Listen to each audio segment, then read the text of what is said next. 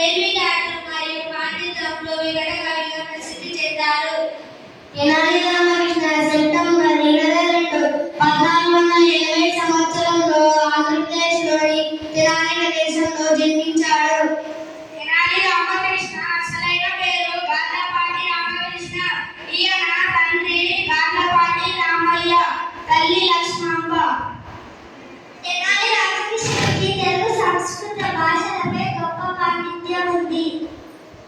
తెనాలి రామకృష్ణ రాసిన ప్రసిద్ధ కావ్యం పాండురంగ మహత్యం. తెనాలి రామకృష్ణ సమయస్ఫూర్తితో విభిన్న సమస్యలను సులభంగా పరిష్కరించే రీతిలో రాయడం వారి మన్ననలు పొందారు. తెనాలి రామకృష్ణ అసైన మాత్రం కాదు, గొప్ప విద్వాంసుడు. అందుకే ఇతని కథలు ఈనాటి